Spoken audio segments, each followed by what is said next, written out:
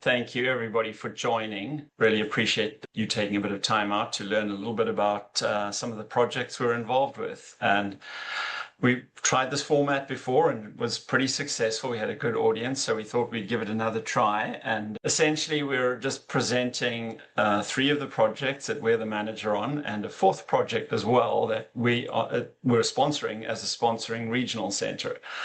And we'll basically the format will be we'll just give a 10-minute introduction overview for each project, and then feel free to just put any questions into the Q&A, and we'll try and address as many of those at the end as we can. So thank you, Zach, for joining us to present Fidium, and Bhuplesh, who's joining us shortly to present his Zenn EB-5 project, and then I will just present two of our projects, All Points North and Pines of Grass Valley. So thank you again, and just a brief introduction to EB-5 Coast to Coast. We're essentially a regional center, or more accurately, we own a portfolio of regional centers that operate under the brand of EB-5 Coast to Coast. Founder is a guy called Steve Smith, who's been in the industry for a long time, 14 years or so, and has built this portfolio of regional centers.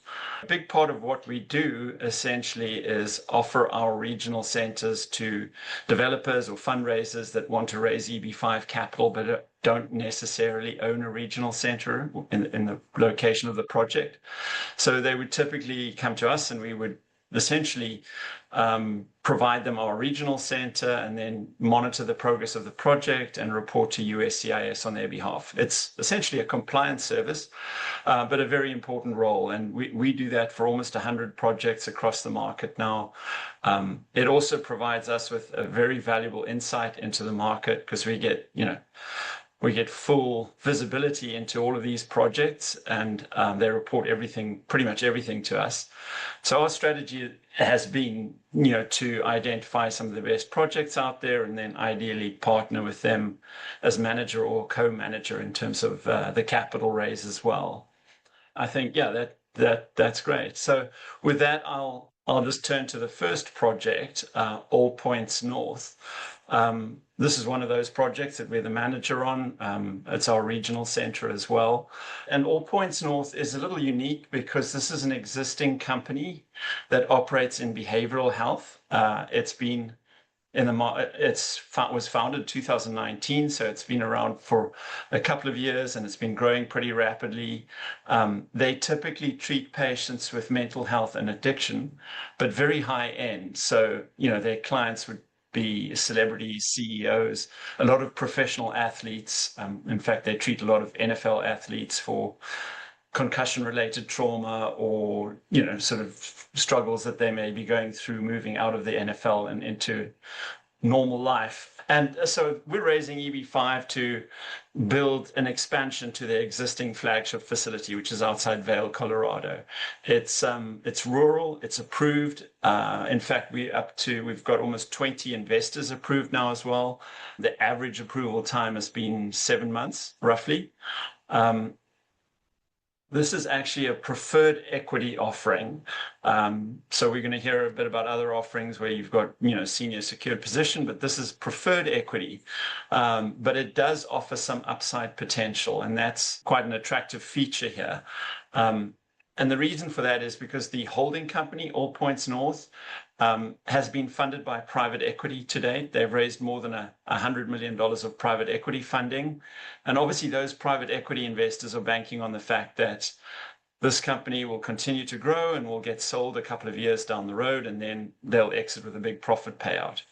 So we've structured EB-5 a little bit along those lines as well, in the sense that if you're invested and the company is sold, you'll benefit to the tune of potentially up to a $250,000 exit payout. There is, I think some of the other features, there's healthy job creation, there's a 50% cushion. I think it's got a slide up here on the mental health industry. It is, I would argue, a fairly defensive sector. they're not prone to cyclicality as much. Their facility is actually operating at close to full capacity and has been for some time. So there's a very strong demand for their services. And this is essentially the capital stack that we're looking at here, sources and uses of funds. So it's about roughly $125 million project. It's largely funded by EB-5 preferred equity. And then the balance is made up of a senior loan and equity from the holding company. And we have had some pushback on this project, to be frank, and two concerns that investors have had. And one is that it is preferred equity, and that is true. I think you've got to be comfortable with that position in the cap stack. But the mitigating factors here is that this is a valuable business. It's growing, strong demand for their services. And the appraised value for this expansion is $150 million at completion and once it's stabilized. So that leaves a lot of value there for EB-5, even if you consider that there's 40 million of senior debt ahead of you. So yeah, these are just some stats on the company. As you can see, their revenue's been growing quite considerably. Last year's revenue was north of 50 million. This year it's going to be around 60 million. EBITDA has been growing rapidly, and it's already a valuable business. The private equity last round of funding, they value this company at $225 million. The founder has got a successful track record. He's built and sold companies successfully. His prior company was also in behavioral health sector, and he sold that successfully to private equity, in fact, and exited. They all exited with a substantial profit, and in fact, he had some EB-5 investors in that project as well that all got repaid in full. So yeah, so just to summarize, I mean, we feel this is an interesting project because obviously rural approved. I would add the one other thing that makes this quite unique, I think, is that it qualifies under both HUA and rural. And there is a lot of talk in the industry about which category you're better off in, because which one may backlog first. And frankly, this project offers optionality. You don't have to worry about that, because if you're in a situation where possibly rural backlogs first, you can continue with the visa processing under this project, under the HUA category, if that is still current. So that's a very unique benefit, I think, that offers investors the optionality to continue under both categories. We actually do have a call with the management team. We have a standing weekly call every Thursday. And if anyone on here is interested in joining that call, just learning more about the project and asking questions directly to the management team, just drop us an email and we'll add you to the call tomorrow. And I think with that, I will turn over to Zach to just give an introduction to Fidium. Cool. Hey guys, my name is Zach Savidge. I've spent the last 15 years mostly in, I guess, both the hedge fund and private equity industry, backing all sorts of businesses, but spending a lot of time in particular backing internet infrastructure companies. I'm now the co-founder of Broadband Capital Solutions, which helps companies like Fidium, so internet infrastructure companies, raise capital. And yeah, pleased to partner with Coast to Coast here to bring this project from Fidium, which was formerly known as Consolidated Communications, actual third project to market. So here's some highlights. I think we'll address more of these as we go through the slides, but maybe just to hit on some of these. One, this project is already well underway. I think we just got like June updated stats, and it's something like 38% of the total project has already been spent, or proceeds, construction has already been completed. Two, this project is not at all contingent on EB-5 financing. The company in question has, I think it's like north of 500 million of liquidity on hand today. So they're going to build this, what is a $122 million project, kind of hell or high water. Three, there is a big job cushion on this project. This project should produce, I think it's like almost 2.5 times the number of requisite jobs needed for all EB-5 investors to get their hit their job requirements. So we have 140% cushion there. We feel really good. Everyone is getting more than enough jobs. Four, your capital here can be deployed immediately because this is under construction. So we can kick this off right away if you were to subscribe. And then five, and I think we'll come back to this in a little bit more detail as we go. But I really think this is probably the most, well, I will say one of the most credit-worthy EB-5 projects I have seen in the market, and I suspect you'll find in the market too, for a few reasons I want to like walk through. But yeah, if you, Carl, if you don't mind flipping. So what the project is, this gives us the project. I almost want to step back a little bit and explain who the developer is. Fidium is the market-leading internet service provider in New England, or at least of most of New England. They're investing $122 million for this specific project to run fiber cable and then revamp their data center equipment in order to upgrade internet speeds so that they can provide, the fastest, 1 to 10 gigabit speed symmetric across counties in Vermont, Maine, and New Hampshire here. And just to double click on what that means, because I know that's a lot of jargon. Look, all internet traffic, whether we're, accessing the internet via our cell phone, via our computer, regardless, all ultimately runs over cable or fiber and gets routed to some data center. It might go over Wi-Fi, it might go over cellular at first, but it needs to be grounded in cable to get back to the data center where the information is exchanged. Historically, that ran over copper fiber or copper wire. If you're a little bit older, you might remember dial-up internet. That was painfully slow. That was mostly copper. Over the last, call it like 10 to 15 years, many areas have upgraded to running over cable, which was originally laid to provide TV access, but adapted to have slightly faster internet.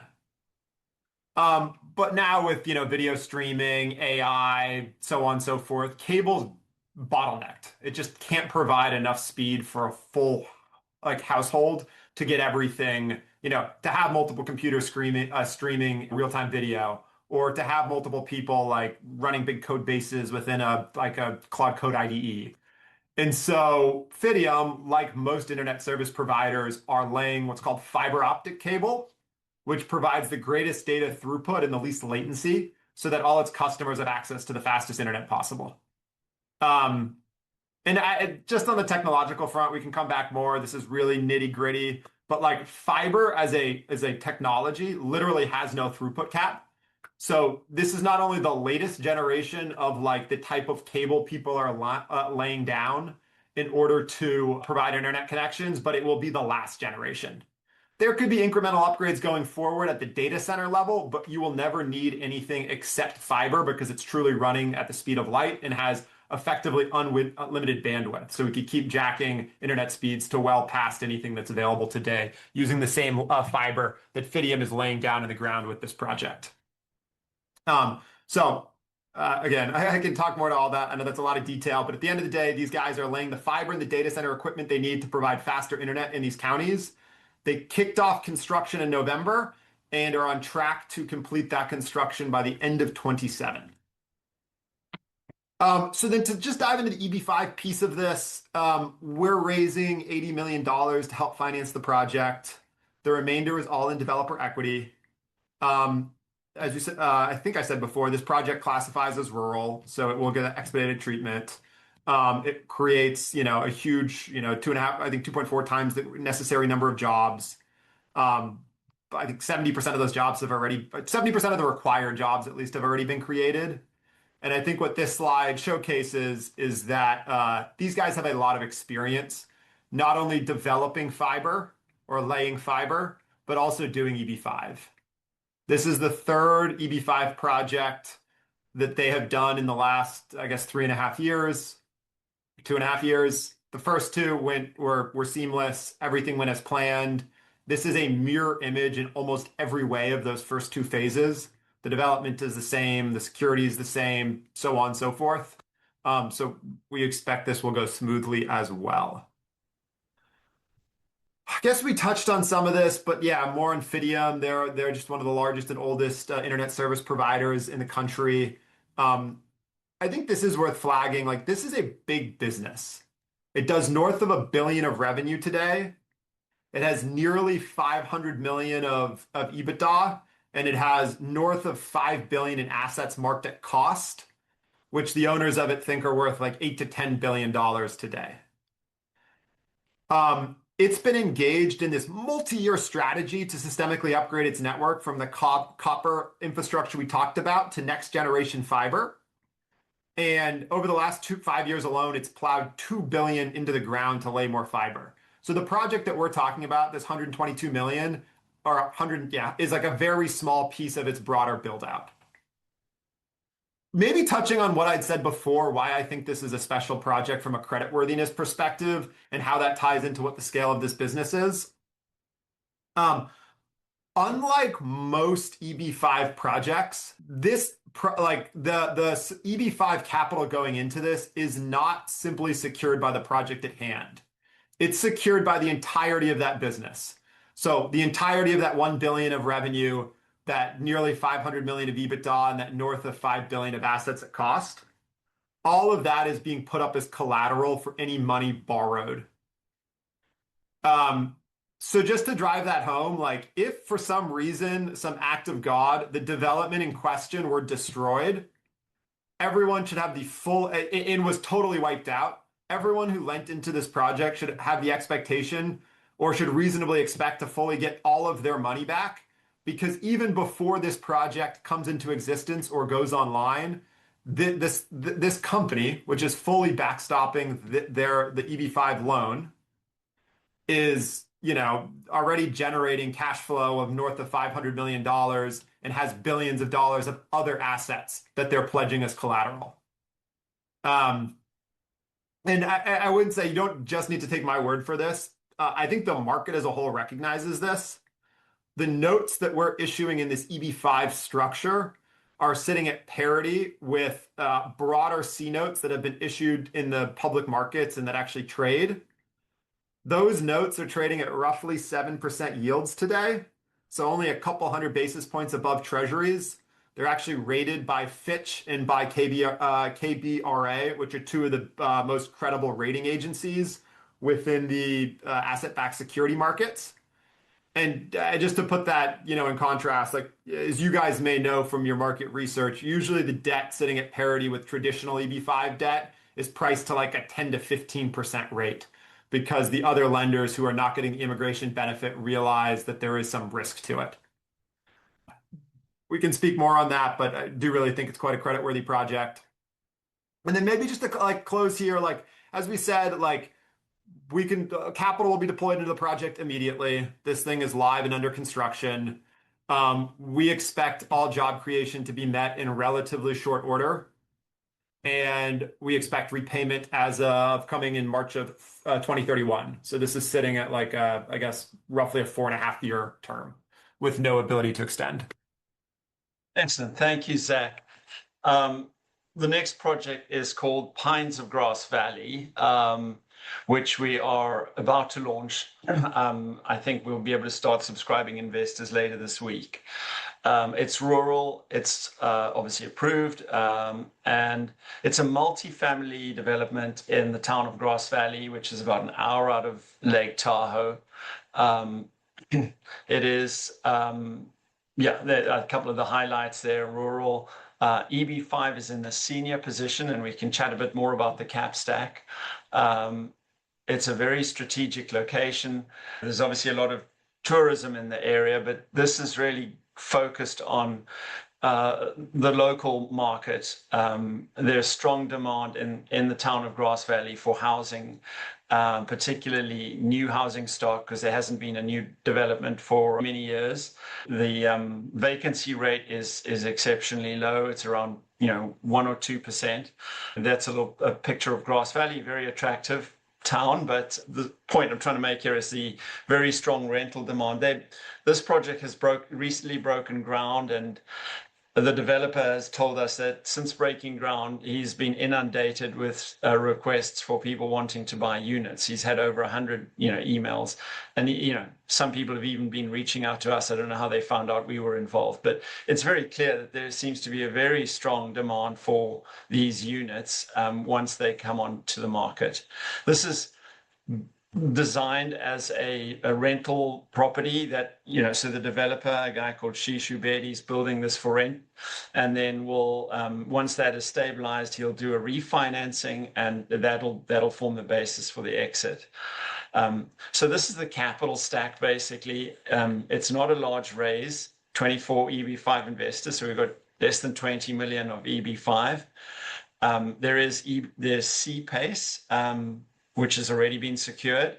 The C-PACE, essentially, you qualify for that if your project meets certain environmental standards or efficiency standards. And it is attractive financing if you can qualify. It's fairly low cost, relatively speaking. It's pretty long term. And you pay the C-PACE loan through your annual tax assessments. And then the rest of the cap stack is some unsecured mezzanine debt and equity from the developer. Just, in terms of the EB-5, we have a first mortgage deed of trust on the property. The appraised value for the property, these multifamily units, once they're complete, is close to $50 million. It's anticipated to be completed in about two years, roughly. So you've got a very conservative loan to value, less than around 40%, which, puts us in a very good position. But we have also, in addition to that, negotiated personal guarantees a personal guarantee from the developer. If there was anything unforeseen that happened and he couldn't refinance and entered a default scenario, we'd obviously first recourse would be to sell the property, which we own as the NCE. But in addition to that, as a further sort of insurance policy, if you will, we have a personal guarantee from the developer, which we're happy to share with investors. And that was something drafted by us as the NCE manager, so we feel very comfortable that if it ever got to that point, we'd be able to enforce that guarantee. The term there, as you see, it's roughly it is a maximum 5-year term, although he's pretty confident he can refinance quite a bit sooner than that. But he has got up to 5 years to refinance this through HUD or whoever it is that would look to refinance. I think job creation. This is possibly one of the maybe a slightly light point, that this project is not as strong as some other projects, but it is sufficient. Job creation cushion is sufficient, and I say that because more than enough jobs are going to be created by construction alone, which is probably the more conservative way to look at it. And there's 250 odd jobs that are being created through construction alone. So that that should amply cover all 24 investors. Admittedly, job creation in a project that, like Fidium that Zach discussed, that is a very, very strong job creation cushion there, because you're going in with 70% of the jobs already created. And then, I think, as you can see from the image there, they broke ground recently. It is about a 2-year project.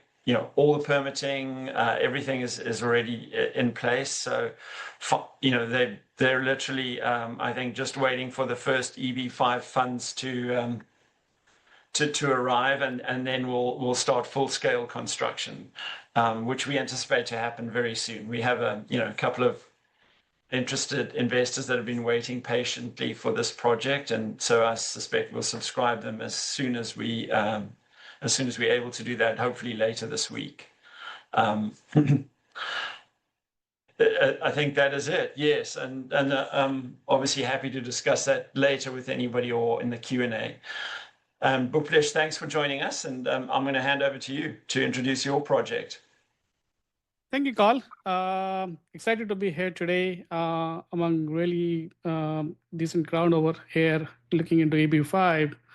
So before we jump into the project, sorry I was late by a few minutes because of some logistic issues. Um, about Zenn EB-5, what is Zenn EB-5?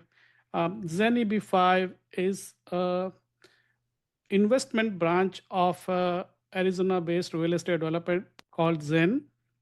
So think of we primary being a real estate development company. We have been doing business in Arizona and many other states for last 15 plus years. We have developed more than 65 large scale communities, more than 12,000 units. So we have an impressive track record in real estate development, construction specifically, and we specialize in a category called as BTR, build to rent. Those are townhomes built for rent. So we do not build a regular apartment complexes. We specialize in building townhome communities, specifically only for rent. We do not sell individual townhomes. Okay. So as I said, we have a huge track record, and about a year and a half ago, we partnered with EB-5 Coast to Coast to start our EB-5 initiative. So we have 3 projects right now going on in the Phoenix Valley, which falls into the EB-5 zone or EB-5 TEA map. As you can see on this map, thanks, Roy. Right now, I have 7 projects going on in the Phoenix Valley, and 3 of those are EB-5 projects. All 3 are sponsored by EB-5 Coast to Coast. Thanks for their leadership in this area. So right now, we are talking about Zenn Legacy. Both Zenn Skyview and Zenn Desert Sky are fully subscribed. We are working on our 3rd project in the EB-5 series. Before I jump into the legacy, I want to showcase, because in real estate industry, execution matters. I can have 100 projects on the paper, but if I don't execute that, it's all meaningless. Because the execution is where the jobs are being created, the money is being spent, and the real product is being built. So that's why I want to show you Skyview, the project which is near completion. We are more than 90% done. So this is a 190 unit townhome community in Phoenix. We already got more than 65% certificate of occupancy, which means about 140 townhomes are ready. And we have already started rental process on that. The leasing is going on, and there's a great demand about that. The project is scheduled to create about 550 jobs. Out of that, more than 450 jobs has already been created. That's about 50 or more than 40 jobs per investor. That's what we have created. And in terms of the project financials, the project is under budget by $3.5 million. So that's why it means I want to showcase that this is what we do. We build, we know what we are doing. We have been optimizing this over and over again. We have built so much that we have optimized our operations. We have a huge lineup of subcontractors. So that's what is required in the real estate industry. Now let's talk about Zenn Legacy, the project for which I am raising the capital right now. 140 unit townhome, same style, in Peoria, which is part of Phoenix Metro. If you don't know Peoria, you can Google it. It's part of the Phoenix Metro. One of the thriving cities in the Phoenix market. The reason for that is, if you have heard news about TSMC, TSMC is a Taiwan Semiconductor Corporation, the world's largest chip manufacturer. In 2020, they started their operations in US to start manufacturing all the nano wafers within the US. The reason for that is the US government wants to be for their chips supply chain to be independent so that no country can control it. And they forced TSMC to set up their plant on the US soil, and they decided to come to Phoenix. So in Phoenix, they started their first plant with the investment of $12 billion. And last month, they announced $100 billion, which is bringing total to $265 billion, the biggest ever foreign investment into the US So $265 billion, building 12 fabs and 4 packaging units. That is driving a lot of demand, housing demand in the area. If you ever visit Phoenix, you'll see the large scale cranes working day and night to build those plants. Their first 3 fabs are already operational, building 2 to 4 nanometer meter chips. So this area, Peoria, where we are doing this project, is creating there are about more than 300,000 jobs within like 15 minutes driving distance.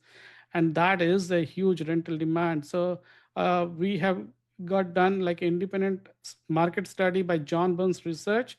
And all those reports are available for you to review to demonstrate how strong is the rental demand in that area.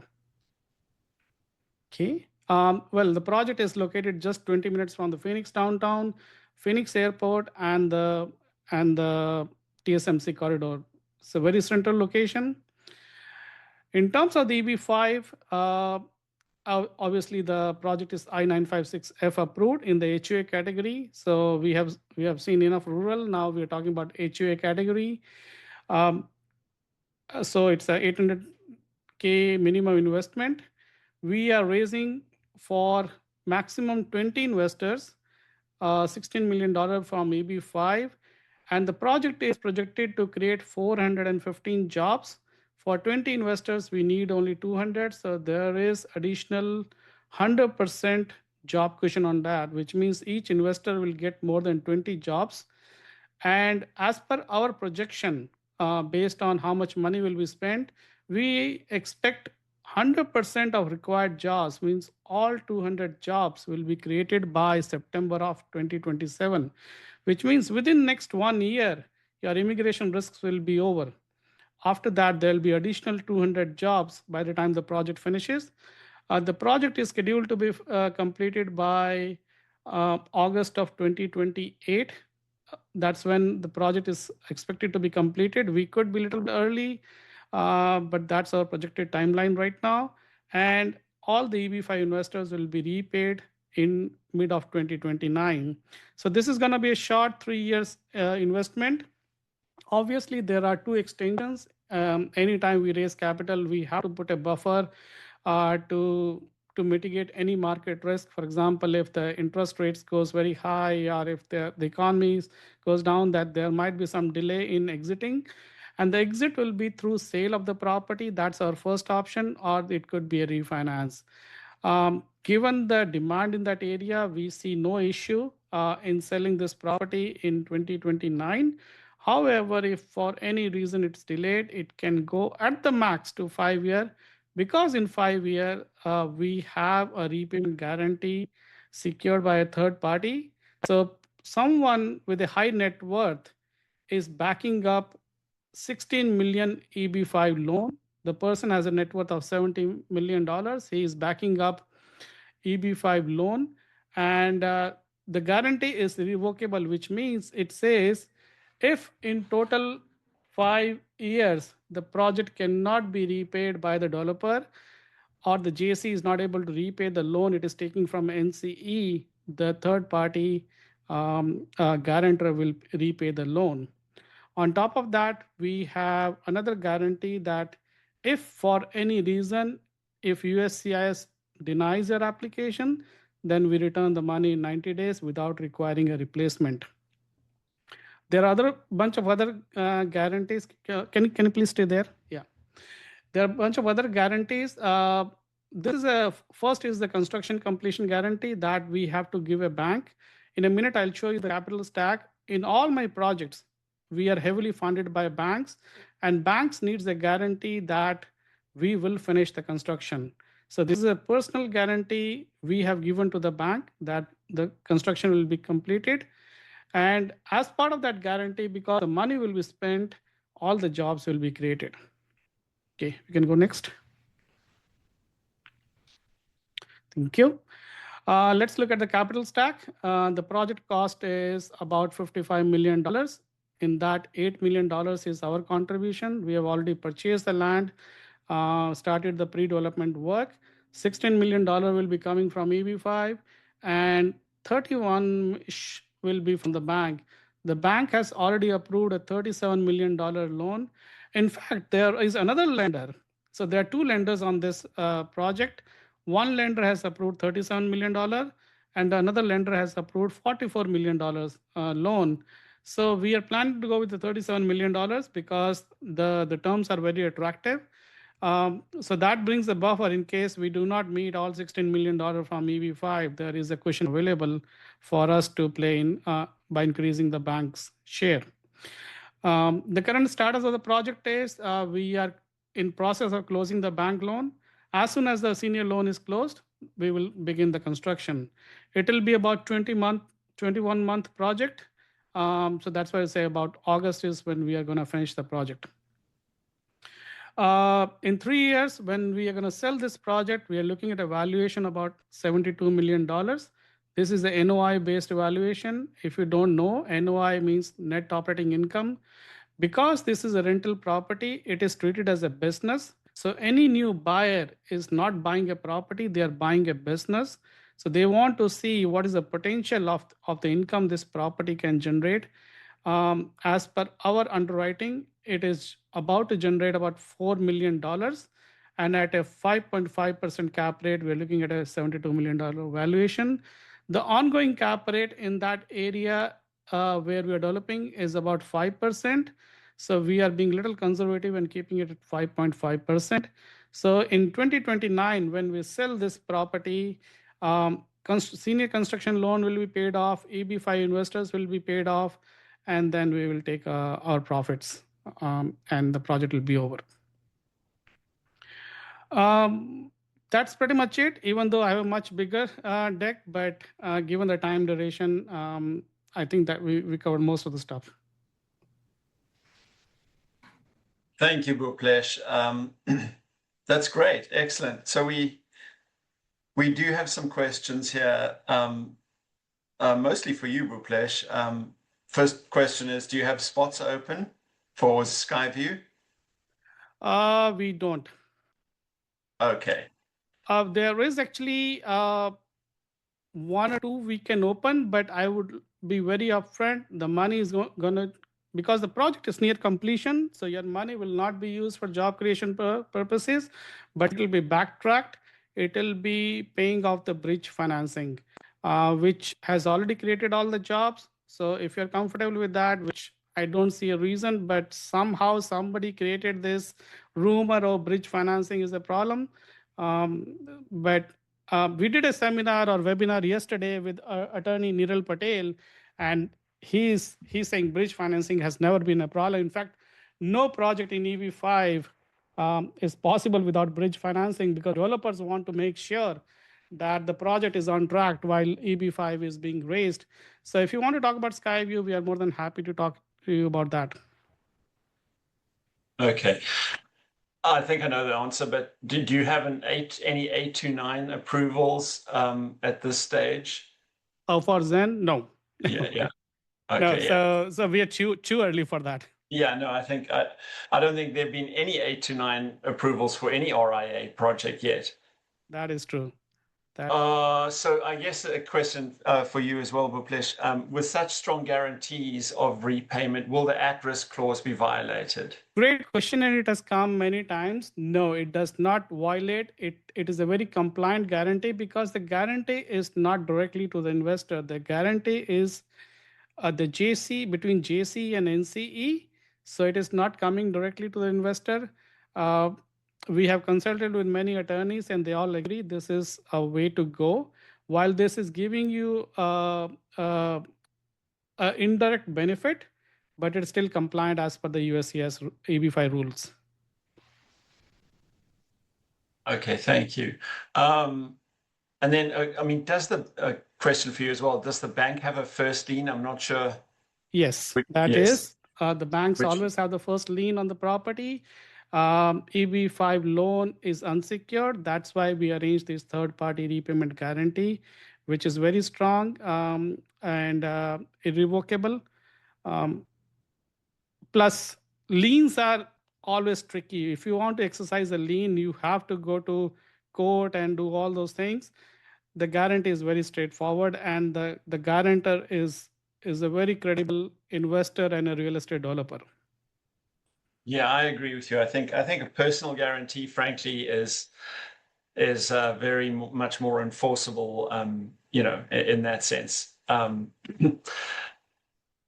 Okay, I think a general question here. I don't know if Bhuplesh, if you want to, you feel free to jump in here, but what is this September 30 deadline? If someone is starting today, is that something they should be aware of, focused on, or is that even realistic? I can jump into that because this is something we discuss every day. And in fact, yesterday's webinar was just about it. And we are happy to share the webinar video. Basically, to be honest, if you're starting today, highly unlikely that you can make it to September 30th deadline. Because the attorneys have to do a source of funding, unless your source of fund is very straightforward and is coming from a single source like RSUs or 401ks. Attorneys may be okay to take the cases. I'm not sure, Carl. What's your opinion on that? It's a dwindling list of attorneys that are willing to take people on for September, end of September, I think. So it's that is a challenge. I mean, my view is that the program is almost certainly going to be reauthorized, and so this September deadline becomes a little bit of a moot point then if the program is reauthorized.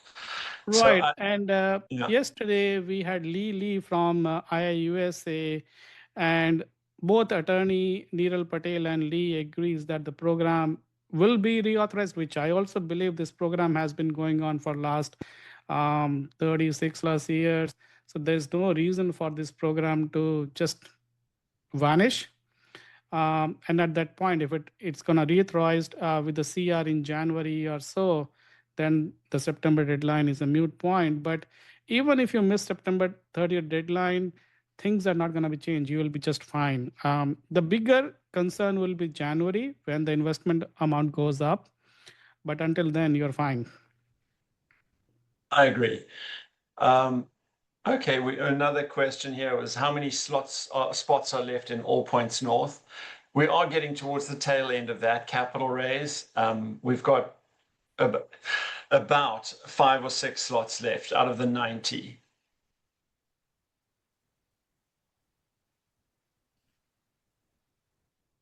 What would be expected to change in terms of reauthorization? Oh gosh, that's a whole webinar topic. I'm not going to profess to be an expert on that, but I mean, right now the industry is busy with sort of a notice. What do they call it? A rulemaking process, and is getting input from various people in the industry as to what we would like to put forward as proposed changes to the law.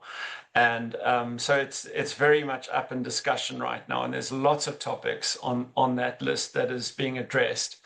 IIUSA is the industry body that represents the regional centers, and they're driving this whole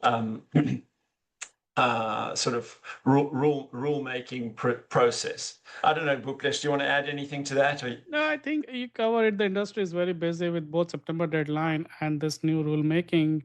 But I'm not concerned at all. First of all, that just a proposed rulemaking. It's not even a final action.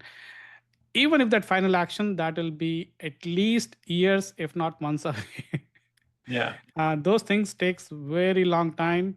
And there are a couple of points which are very controversial in the proposed rulemaking, and it will require extensive discussion with the USCIS. So right now there is a comment period going on. Every investor is welcome to give their comments. We are also submitting our comments. So I don't anticipate anything to change in near future. Yeah, no, I think that's absolutely correct. Do you accept self-directed IRAs, Bhuplesh? Yes, we do. Yeah, same here for our projects as well. Yeah. I think that answered all the questions we had. And thank you very. One more for you, Bhuplesh. You see that? Does EB-5 as a second lien on the property? No, EB-5 does not have a lien on the property. As I explained, EB-5 loan is an unsecured loan. That's why we have arranged a repayment guarantee, which is much more stronger than the lien on the property. See, I'm from a real estate world. I'm assuming a lot of you are from tech world. I'm an engineer by trade, and adopted into real estate later on. So I have been doing real estate for a long time. Lien or foreclosure is not a joke. It's a battle you have to win in the court. So it's going to be very challenging to exercise the lien rights.